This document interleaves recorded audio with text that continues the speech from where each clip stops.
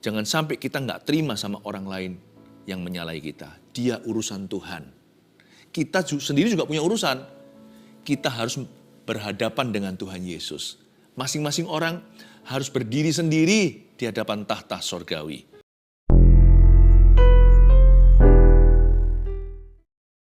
Ketika hati kami sudah masuk ke dalam hadirat-Mu, sesuatu akan terjadi di hidup kami. Kami percaya terobosan baru Tuhan sudah berikan. Terima kasih Tuhan, sampaikan sabda-Mu, muridkan setiap keluarga saat teduh. Duduk diam di kaki Yesus, menerima pengajaran yang baru, pengajaran yang membukakan pintu, pengajaran yang mencelikkan setiap kami ya Tuhan. Pakai hamba-Mu tidak mampu, hanya Engkau yang berbicara kepada umat-Mu lewat lidah bibirku. Sembunyikan kami di balik salib-Mu. Dalam nama Yesus, haleluya, amin. Saya merasakan aja hari-hari ini banyak yang pitamnya naik.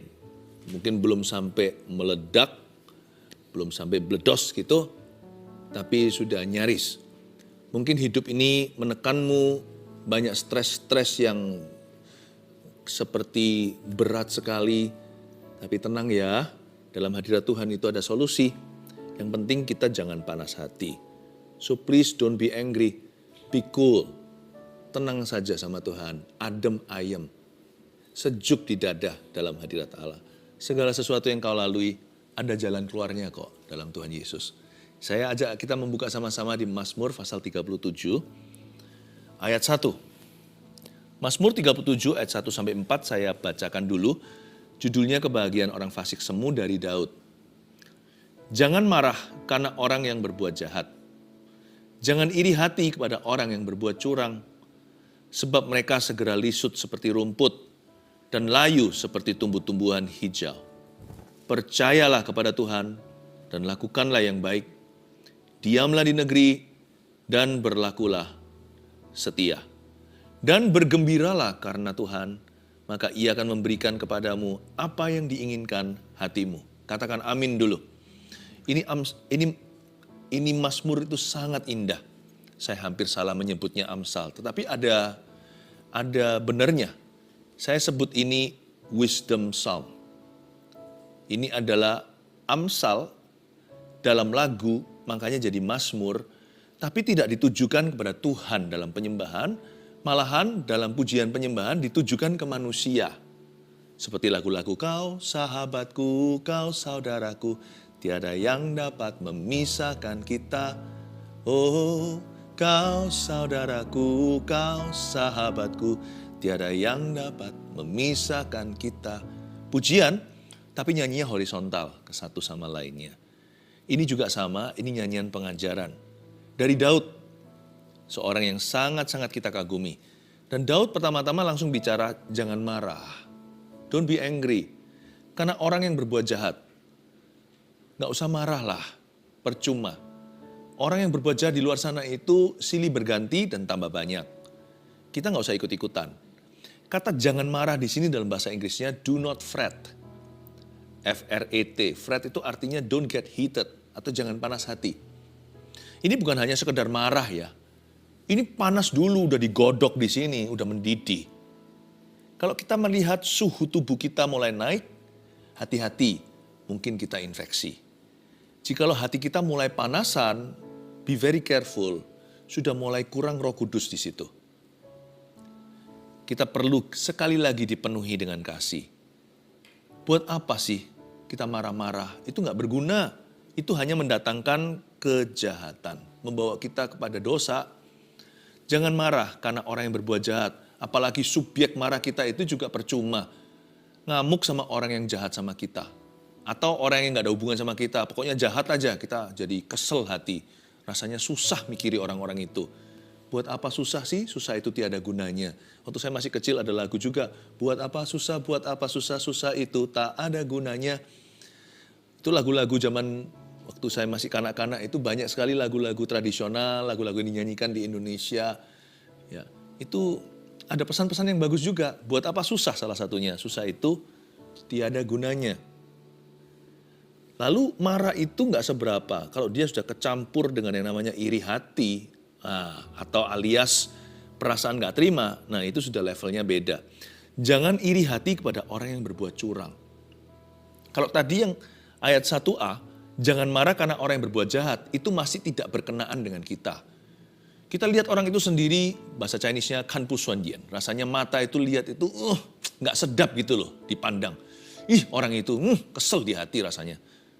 Tapi kalau yang A1B itu levelnya udah personal atau pribadi. Jangan iri hati kepada orang yang berbuat curang.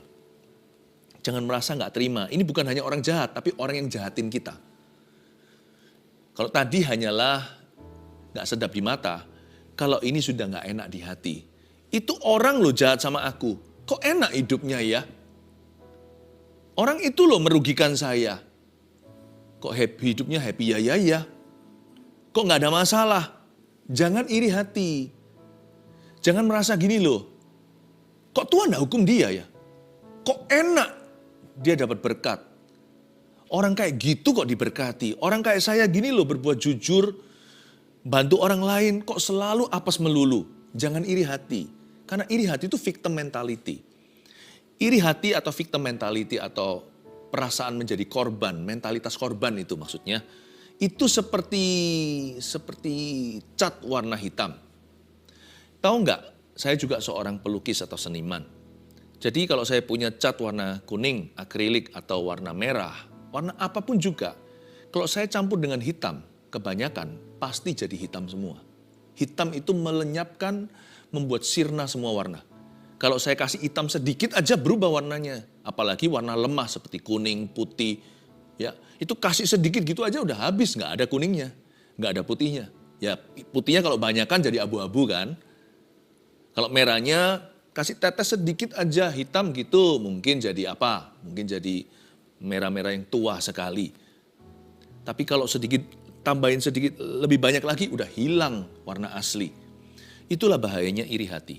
Perasaan gak terima sama orang lain, dan perasaan gak terima sama orang lain yang pernah merugikan kita, perasaan gak terima sama orang yang jahilin kita, jahatin kita, zolimi kita, itu akan membuat marah kita beda levelnya. Marah kita itu sudah sampai pada titik tidak terima. Ini membuat marah menjadi nafsu membunuh.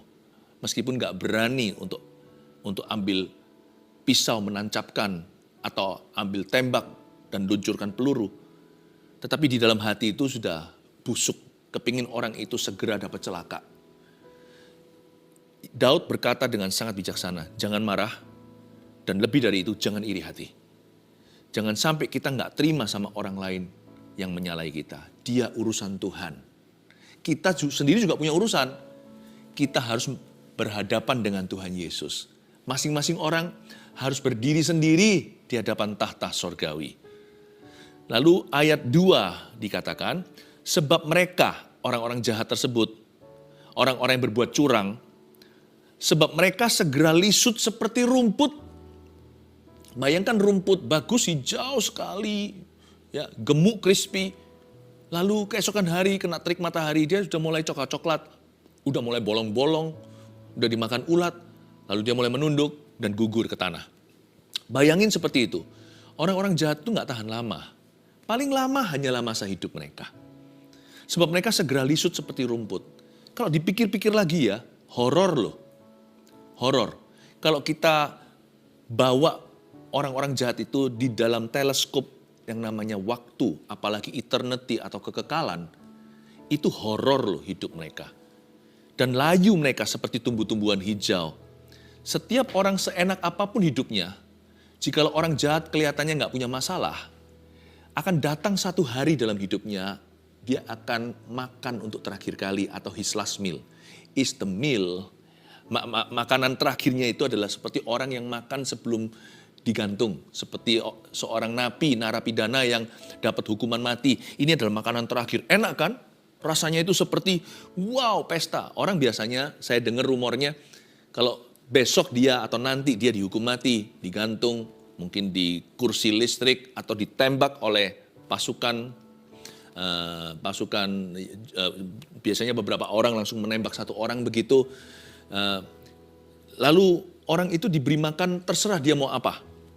His last meal kan, dia mau makan yang enak-enak pasti diberikan. Karena ini adalah makanan terakhirnya. Tahu nggak? Kita bisa iri sama orang kok makan enak, hidup enak. Setiap kali dia naik ranjang, itu mungkin his last sleep. Itu tidur terakhir. Setiap kali dia makan, mungkin dia bisa beli semua makanan mahal. It is his last meal. Karena kita nggak tahu, setelah itu kita masih bisa makan nggak? Setelah itu mereka masih bisa bangun nggak? Selalu orang yang jahat itu makan sebelum neraka di depan. Yang memisahkan antara dia dan kekekalan hanyalah satu utas tali nafas. Udah itu aja.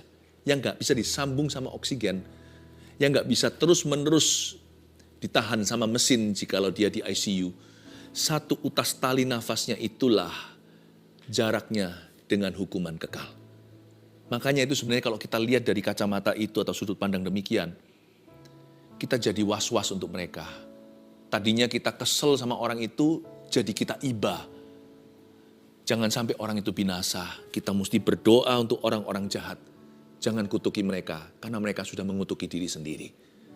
Pahami itu. Mereka segera lisut seperti rumput. Mereka itu layu seperti tumbuh-tumbuhan hijau. Makanan enak mereka adalah hidangan sebelum neraka. Tidur nyenyak mereka di ranjang mahal adalah pejamkan mata tanpa garansi bisa buka pagi hari. Kalau dia masih bisa buka lagi, kita harus doakan supaya hari itu dia bertobat.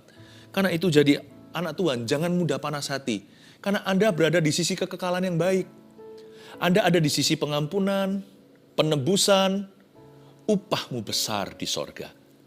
Kita mau dijahatin gimana pun sama orang, tetap lebih lucky atau lebih blessed dan lebih beruntung daripada mereka. Karena kita tahu ujungnya adalah sorga. Kenapa kita mau turun ke level orang-orang itu? Kenapa kita ikut kepahitan? Kenapa kita ikut membenci mereka yang membenci kita? Kenapa kita membalas mata, ganti mata? Kita nggak berada di level yang sama. Kita ini sedang mandi dalam pengampunan. Kita ini sedang kita itu sedang kuyup dengan kasih. Harusnya kita bisa spare some for them. Kita bisa sisihkan sebagian untuk mereka. Ampunilah sebagaimana Bapamu telah mengampunimu. Ingat doa Bapa kami. Kita ini berlebihan. Sekalipun mungkin secara harta duniawi kita nggak seberapa. Hidup juga masih ada masalah. Tetapi bagaimanapun juga roh kita itu kaya. Ya. Sebab mereka semua segera lisut kok seperti rumput. Horor ini. Dan layu seperti tumbuh-tumbuhan hijau. Saya ngeri. Kalau Anda bisa berpikir begitu, kemungkinan Anda tidak akan pernah seumur hidup lagi terjebak dalam area benci. Karena Anda merasa, you are the luckiest person. Anda adalah orang yang beruntung di dunia ini. Dikasih demikian rupa oleh Tuhan Yesus. Percayalah kepada Tuhan ayat 3 dan lakukanlah yang baik. Diamlah dan di negeri dan berlakulah setia. Ini berbicara tentang apa? Bicara tentang peran kita. Kalau kita itu, hati kita lagi digoda untuk panas, kita sedang dicobai untuk benci, dan kalau kita itu seperti ditekan terus oleh dunia di sekeliling kita, dan mudah sekali dalam konteks seperti itu, hati itu mengeluh. Tapi di sini ada sebuah saran dari Daud. Daud yang sudah mengalami up and down kehidupan, dia berkata, percaya saja kepada Tuhan. That's the easiest way. Percaya aja sama Tuhan. Udah gak usah lihat kiri kanan, pasang tapal kuda. Terlalu banyak melihat juga gak bagus sih. Lihat aja seperlunya. Iman kita sih gak buta. Tapi orang beriman juga harus hati-hati mau lihat apa. Ya, karena hidup itu terlalu pendek. Jangan segala sesuatu dipertimbangkan. Gak usah semua dipikirkan. Gak selesai-selesai. Karena kita bukan Tuhan. Di hidup kita yang pendek sekalipun kita panjang umur, misalnya kita bisa sampai 80-90 pun, apa artinya dengan kekekalan? Itu pun kita gak bisa melakukan segala sesuatu loh di hidup ini. Gak bisa mencintai semua orang. Gak bisa syukuri segala perkara. Makanya itu belajar to enjoy. Belajar untuk pakai yang namanya kuk Tuhan itu ringan dan enak. Enak loh percaya sama Tuhan itu. Belajar percaya dan percayakan aja sama Tuhan. Lalu kita cukup lakukan bagian kita. Lakukanlah yang baik di mata Tuhan. Lakukanlah yang benar. Udah. Gak usah terlalu hiraukan. Belajar cuek-cuek dikit gitu loh. Terserah orang mau ngomong apa. Asal aku melakukan apa yang baik, asal buah-buahku benar, asal aku melakukan apa yang benar di mata Allah. Belajar gak usah hiraukan semua, segala sesuatu. Hidup ini kan cuma berlalu seperti rumput yang sebentar hijau, besok layu. Apa sih? Kehidupan itu seperti uap di udara, seperti asap sebentar lagi menguap. Kenapa kita pikiri terlalu berlebihan? Karena kalau kita sadar bahwa musuh kita itu, lawan kita bukanlah darah dan daging, tapi roh-roh jahat di udara. Manusia bahkan bukan tandingan.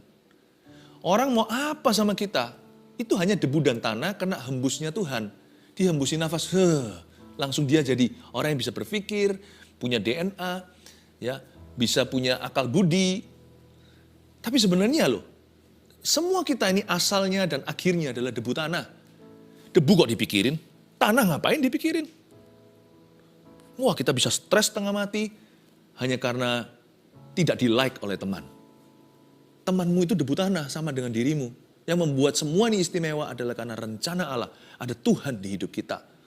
Kalau Tuhan gak membencimu, kenapa dibawa stres? Karena Tuhan tidak menolakmu, ngapain dipikirin? Kalau Tuhan loh tidak berkata, you game over. Kenapa Anda memikirkan, terus pikirin untuk bunuh diri dan mengakhiri hidup ini? Tuhan aja masih percaya kok, kenapa Anda hilang percaya? Percayalah kepada Tuhan dan lakukanlah yang baik. Diamlah di negeri, belajar settle di hati, belajar untuk tenang. Ngomong sama diri sendiri, tenanglah jiwaku. Shh. Kalau kita lagi panik itu, bisa gitu loh perintahkan jiwanya sendiri. Shh. Saya bisa bilang sama jiwa saya sendiri dengan otoritas. Hai jiwaku, tenanglah, pujilah Tuhan. Tenang teduh dalam hadiratnya, semua indah pada waktunya. Diamlah di negeri. Bukan diam itu pasif, gak melakukan apa-apa. Gak usah busybody, gak usah kepo. Kita lakukan aja bagian kita, berlakulah setia. Terus saja lakukan apa yang Anda tahu itu benar di depan Tuhan. Udah. So simple. Saya gak berusaha untuk jadi orang lain. Itu adalah kebodohan yang paling bodoh di hidup ini adalah you try to be somebody else. Nah, this is me. Dengan semua kelebihan saya, kekurangan saya, inilah saya. Dan Tuhan sanggup pakai saya kok apa adanya. Apapun dalam hidupku, termasuk sekarang kita saat teduh begini segalanya itu, apakah karena kita itu hebat? Enggak. Karena kita belajar setia, dan Tuhan reward kita. Orang-orang di Jama sesuai dengan harapan, melebihi bahkan dugaan.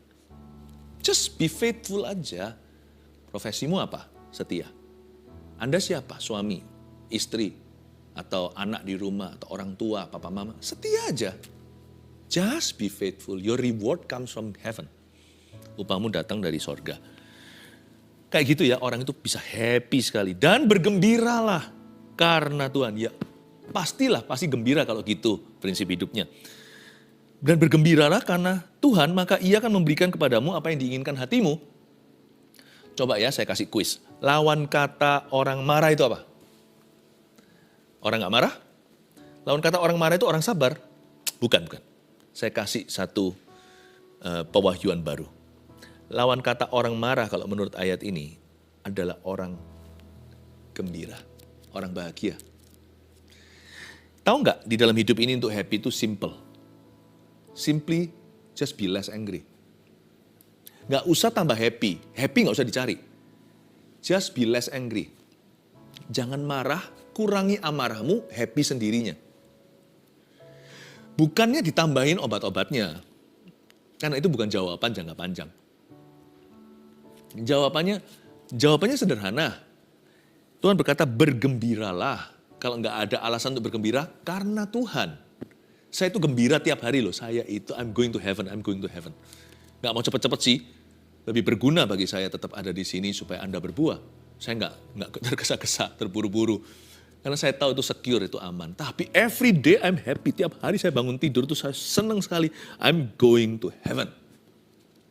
Itu bukan angan-angan. Yesus sendiri mengatakannya di Yohanes 14. Kalau enggak, pasti aku memberitahukannya kepadamu. Di rumah Bapakku ada banyak tempat tinggal. Aku pergi ke sana. Kamu jangan gelisah. Percayalah kepada Allah. Percayalah kepadaku. Problema seperti benang kusut. Ini itu. Ya satu-satulah kita sortir. Tapi pikiran saya itu jangka jauh. I'm going to heaven. Dan saya tidak punya worry. Kenapa? Karena keluarga saya sudah dalam Tuhan. Itu membuat double joy. Atau Sukacita seperti orang kalau menikah, dalam bahasa Chinese-nya itu shuangxi. Ya, itu double joy. Saya nggak ada suatu penyesalan. Hidup adalah Kristus, mati adalah keuntungan. Bergembiralah karena Tuhan. Kalau nggak ada alasan untuk happy lagi, happy lah karena ini. I have Jesus. Aku punya Yesus dan aku akan ke surga. Lawan kata orang marah apa? Orang bahagia ternyata. Jadi kalau kita nggak marah-marah atau kurang marah, tambah bahagia. Nggak marah, sangat bahagia. Marah-marah, nggak bahagia. Udah gitu aja. Matematika Tuhan itu simple, sederhana. Nggak usah les, terima aja apa adanya. Maka ia akan memberikan kepadamu apa yang diinginkan hatimu. Nah kalau kita itu bergembira karena Tuhan, maka Tuhan akan memberikan kepadamu apa yang dibutuhkan hidupmu. Betul, bukan ya. Apa yang diinginkan hatimu. Ini luar biasa loh. Happy itu ternyata mengandung janji. Siapa sih nggak mau dikasih PR gini? Kalau kita dikasih PR, wah stres. Kita dikasih homework, bukan hanya sekolah, waktu kita kerja, uang lembur di rumah. Tapi kalau Tuhan kasih kita tugas ini kan perintah. Kan ini jadi ayat firman Tuhan. Bergembiralah karena Tuhan itu kan sebuah order, sebuah command. Maka ia akan memberikan. Wah seneng ya. Misalnya bayangkan bos panggil kita suatu hari dan berkata, kamu saya kasih tugas ya, ini misimu. Apa? Berlibur ke Hawaii. Wah, atau nggak usah jauh-jauh, berlibur ke Bali, semua sudah dibayar semuanya. Asal kamu happy, kamu bisa order room service, makanan apapun juga, makan di restoran manapun, ini kredit card saya. Udah nggak usah pikir bill-nya. Hah? Masalahnya gini, bergembira karena Tuhan itu kelihatannya, wow, saya disuruh happy ya, senang. Kalau saya disuruh senang, dibayari semuanya, semua yang kuinginkan diberikan, mau aku. Hanya triknya di sini, bergembira karena Tuhan itu tidak semudah yang kau kira. Karena lawannya banyak, roh mengeluh, negative thinking. Oh banyak. Tuhannya for free, kasih semuanya itu cuma-cuma. Tetapi peperangan rohanimu kencang, karena setan gak suka manusia bahagia dan setan paling benci kalau orang Kristen happy. Makanya coba lihat ya, kesaksian kita jadi lemah di dunia. Kenapa? Anak-anak Tuhan semua depresi. Dan sehingga orang berkata, lu ngapain aku kenal Tuhanmu? Aku gak kenal Tuhan aja gak seperti kamu. Saya ngerti bukan berarti orang Kristen harus sukses semuanya, lalu materi, bukan ya. Orang ikut Tuhan bukan karena itu loh. Orang ikut Tuhan karena mereka dapat damai sejahtera yang gak bisa dibeli oleh money. Tapi kalau damai sejahtera gak punya, kita mau beritahu apa kalau buah roh gak ada? Karena yang kita tonjolkan bukanlah harta, yang kita tonjolkan bukan sukses duniawi. Nah kalau sukacita gak ada. 3 buah utama, love, joy, peace gak ada di situ. Love itu kasih. Joy itu yang kedua setelah love. Yang nomor 2 itu runner up. Itu juara. Kalau Miss Universe itu yang runner up. Kalau itu Olympics itu yang medali perak itu berarti juara 2 sedunia. Yang pertama kasih lah, jangan dilawan lah. Kasih terbesar. Kasih mana bisa ada tandingannya. Tapi yang nomor 2 coba lihat. Joy.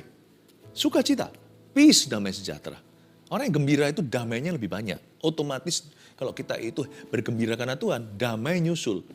Coba lihat ya, orang ngeluh terus mana bisa damai? Nggak bisa. Dan happy itu mengandung janji loh.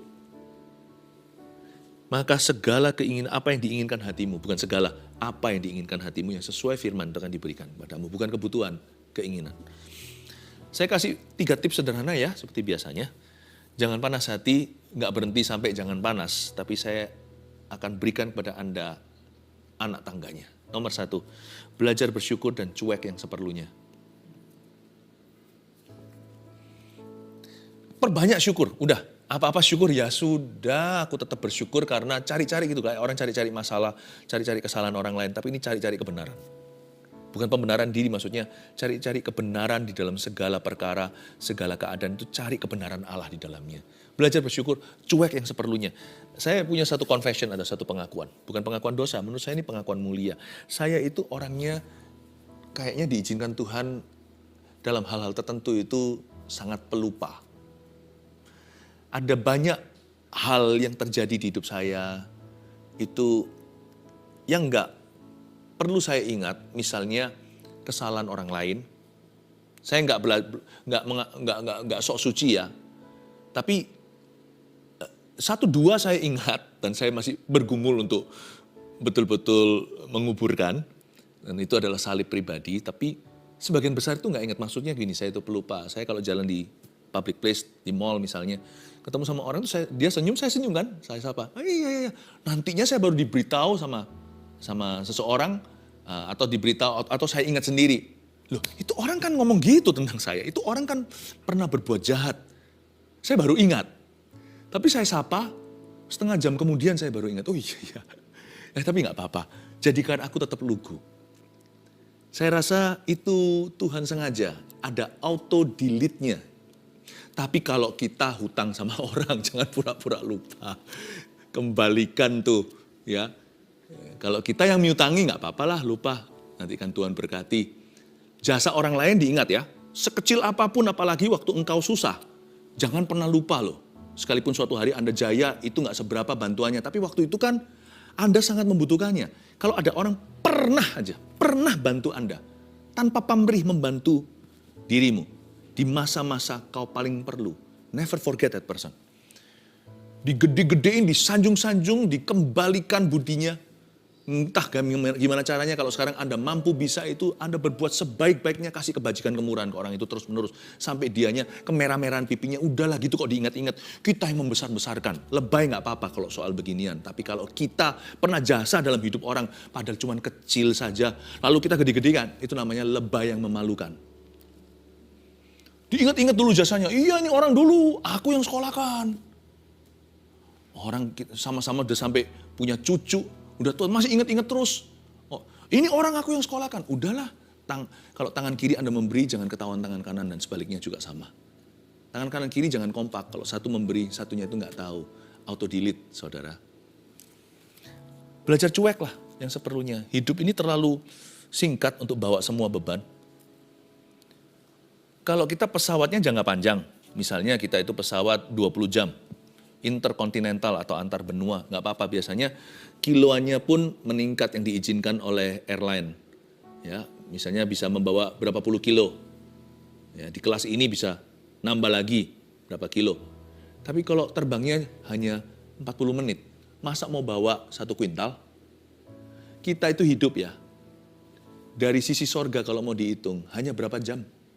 Seumur hidup kita kalau panjang umur 8-90 pun hanya berapa jam? Mau bawa berapa kuintal, semua, apalagi tontonan, beberapa orang sampai ton itu bawaannya secara rohani. Semua dipikiri. Cuek lah. Belajar agak-agak cuek gitu loh dalam beberapa hal, beberapa perkara. Tapi jangan cuek sama kebutuhan orang. Amin. Belajar bersyukur dan cuek yang seperlunya. 2. Percaya dan percayakan kepada Tuhan. Bedanya percaya sama percayakan apa? Kalau kita percaya sama Tuhan ya percayakan. Kalau kita sudah percayakan, ya belajar percaya. Tuhan, aku punya masalah. Atau begini, aku ada suatu pergumulan. Aku percaya sama Tuhan. Kalau Anda percaya sama Tuhan, belajar berkata, aku berserah. Serahkan. Aku berserah pada Yesus, Juru Selamat. Aku berserah. Mainan saya rusak, saya kasih ke papa. Karena saya percaya papa saya. Kan dia ayah saya, mengasihi saya. Udah gak diragukan lagi. Kalau mainannya rusak, percayakan ke papa untuk perbaiki. Jangan ditarik kembali dikit-dikit. Sudah belum. Kayak orang masak nasi, dibuka terus kapan matangnya. Matang pun nanti salah. Nanti gak enak. Jangan sama Tuhan itu tarik ulur begini. Kalau Anda sudah percaya sama Tuhan, sekalian percayakan persoalan dan pergumulan. Tugas kita hanyalah lakukan apa yang baik dan berlakulah setia. Sisanya ke Tuhan, jangan dibawa di hati. Jangan dibawa ke pikiran. Serahkan. Itu bedanya percayakan. Nah, orang kalau sudah percayakan, ya sudah belajar percaya. Semua indah pada waktunya. Loh mana? Mana mujizatnya? Kok belum datang? Kapan ya? Kapan ya aku keluar dari masalah ini? Kapan ya ini selesai ya? Kapan episode terakhirnya ya? Problemaku dan sebagainya. Kita belajar tenang gitu. Kalau kita sudah percayakan, ya percayakan. Sekalipun kalau setelah Tuhan percayakan mainan itu lalu ditaruh di atas sebuah meja seperti ini. Nah, jangan Anda tergoda untuk ngintip. Sudah seberapa Tuhan perbaiki. Kalau Tuhan melakukan mujizatnya itu nggak ada tanda-tanda. tetap mainan Anda tidak berubah wujudnya, serusak seperti tadi. Tapi kalau Papa janji akan perbaiki, sekalipun ditaruh di sana, berarti Papa tahu apa yang dia lakukan. Pokoknya tahunya nanti kembalinya udah beres deh gitu di tanganmu. Jangan pikirkan prosesnya, itu urusan Tuhan. Berlakulah setia. Lakukan aja apa yang baik dan benar. Jangan tergoda untuk lihat, tuh kenapa kok masih terus ditaruh di rak itu ya? Rak buku kok nggak diapa-apain? Jangan kita itu menasihati Tuhan. Karena kita tahu Tuhan kita itu nggak pelupa. Manusia bisa lupa, seorang ayah pun bisa pikun. Tetapi Tuhan Yesus tidak pernah melupakan janjinya, katakan amin. Percaya dan percayakan kepada Tuhan. 3. Setia saja dan fokus lakukan tugas kita. Gampang kan? Gitu aja. Kok susah? Kita nggak usah bawa susah. Makanya ada kata di situ tadi, berdiam dirilah di hadapan Tuhan. Atau diamlah di negeri, berlakulah setia. Kata diamlah di situ tuh berarti fokus. Settle hatinya. Udah tugas kita ya tugas kita. Setia saja dan fokus lakukan tugas kita. 1, 2, 3, apa aja? Jangan panas hati. Belajar bersyukur dan cuek yang seperlunya. 2, percaya dan percayakan kepada Tuhan. 3, setia saja dan fokus lakukan tugas kita. Nanti kan selesai sendiri. Haleluya.